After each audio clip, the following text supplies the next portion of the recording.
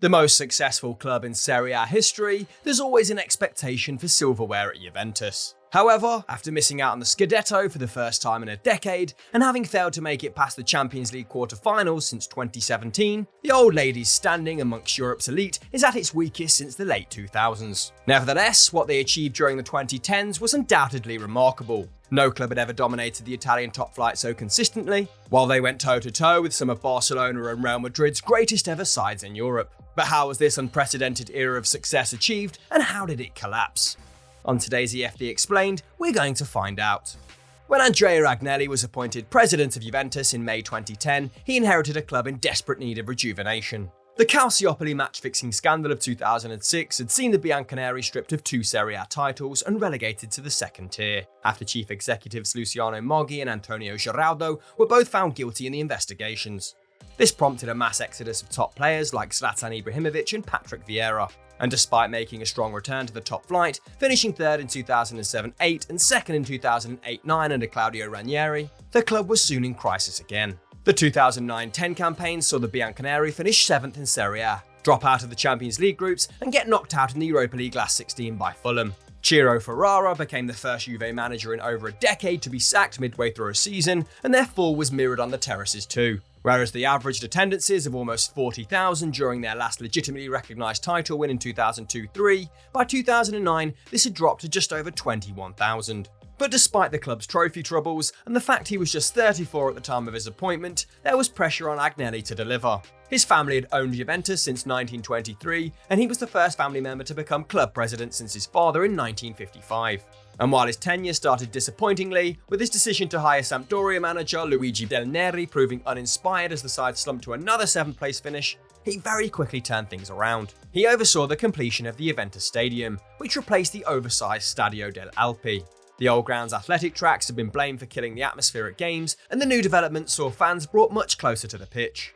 And while Del Neri was an unsuccessful managerial appointment, the club's raid of Sampdoria otherwise proved effective. Samp's director of football, Giuseppe Marotta, was appointed Director General before becoming CEO, and their chief scout Fabio Paratici was hired as sporting director.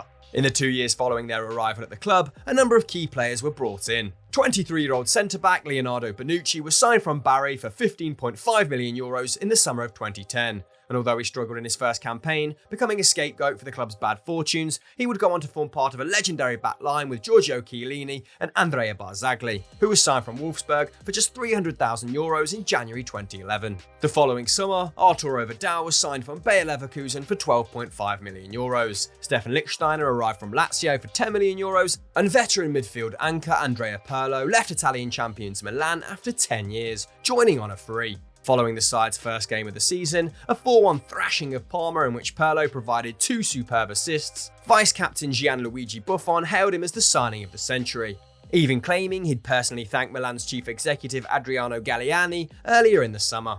Pirlo played more league minutes than anyone, including Buffon, that season, providing 13 assists from the base of midfield, and was crucial to the Bianconeri's success from then on, making the Serie A team of the season for 4 consecutive years. But just as big a masterstroke was the hiring of former club captain and fan favourite Antonio Conte. Seen at the time as merely a way of pleasing Juve's disgruntled supporter base, Conte didn't possess the pedigree considered by some to be necessary for the club to return to its former glory. Despite getting both Bari and Siena promoted to Serie A, he'd flopped in the top flight with Atalanta. But thankfully for Juve fans, he didn't let them down. His mix of tactical nous and passionate man management quickly rubbed off on the players, as did the rapturous atmosphere in the new stadium, and the side began to play with an intensity and spirit not seen in Turin for some time. They conceded just 20 all campaign, averaged 19.2 shots a game, more than Pep Guardiola's Barcelona, and became just the second team in history to win Serie A unbeaten. After securing the title, Andrea Agnelli summed up the feeling around the club, tweeting, "From heaven to hell and back to heaven again." With their rivals in Milan faltering, Agnelli and his team made moves to dominate Italian football. In the summer of 2012, they signed Kwadwo Asamoah from Udinese and picked up Paul Pogba from Manchester United. with the pair helping facilitate Conte's switch to a 3-5-2 system. And in 2013, they finally added a world-class striker to their ranks, with Carlos Tevez arriving from Manchester City. Whereas they'd won the league by just 4 points in 11-12, their margin of victory increased to 9 points in 12-13, and then to 17 points in 13-14, when they became the first Italian side to break the 100-point barrier. Conte then resigned following a dispute with the club's hierarchy over transfer policy, but little time was wasted in replacing him. Having been sacked by Milan with the club 11th midway through the previous campaign, Max Allegri wasn't a universally popular appointment with the fans, but he was an instant success. More pragmatic than Conte, Allegri stuck with his predecessor's 3-5-2 before alternating with a 4-3-1-2 depending on the opposition. His side lost just once in the league between August and April, reaching their first Champions League final since 2003. Also winning their first Coppa Italia since 1995,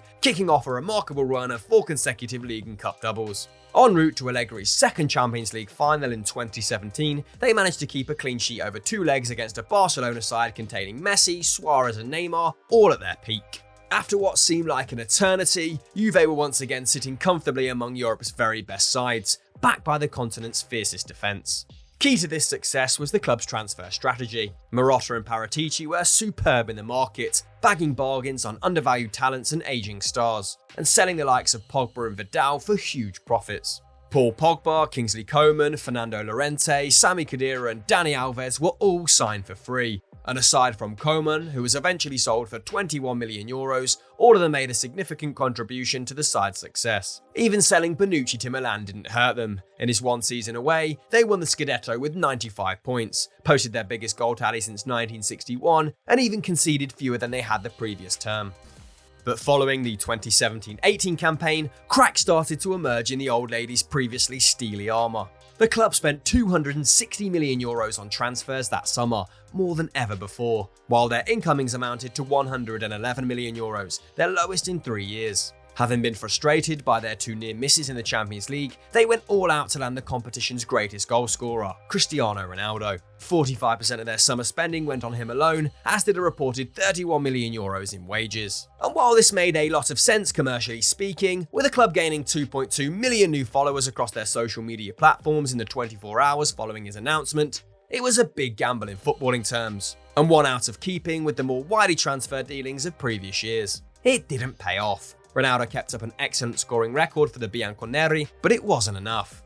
They went out in the quarterfinals to Ajax in his first season and dropped out in the last 16 in the following 2. The 18-19 campaign also spelled the end of an era, with Giuseppe Marotta and Max Allegri both leaving the club. Marotta was quickly hired by Inter Milan, and former accomplice Antonio Conte soon followed him, with the pair staging another rebuilding project, this time ending Juve's era of Serie A domination. The club took another risk by replacing Allegri with the more stubborn Maurizio Sarri. He led them to the Scudetto, but not in convincing fashion, and was sacked at the end of the season, having reportedly lost the dressing room. The swift appointment of Andrea Pirlo raised even more eyebrows, namely for the fact he possessed no managerial experience and was still in the process of completing his coaching badges. And while it could have been an opportunity for the club to nurture Pirlo's talents and build a long-term project with him, he too was sacked after somewhat predictably failing to land the Scudetto.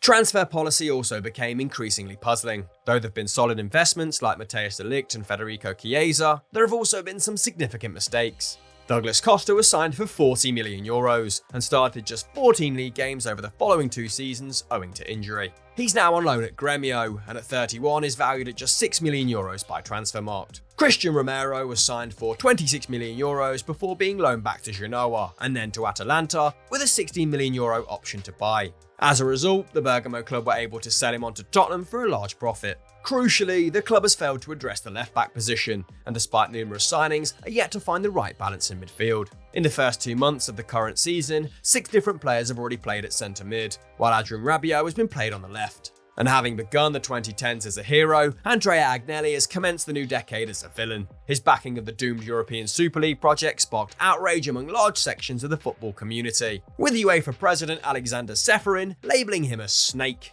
It could also be said that his decision to step down as chairman of the European Club Association has weakened Juve's voice in the governance of the continental game, with PSG's increasingly powerful president Nasser El-Khelaifi taking his place. From the outside, Agnelli's continued support of the Super League signalled desperation. Hit hard financially, not only by the COVID pandemic, but also from abandoning sensible transfer spending and an inability to keep up with the new money which has entered the European game, Juve are once again at a crossroads. The Champions League triumph they crave looks as far away as ever, and qualification for Europe's top competition is no longer a guarantee.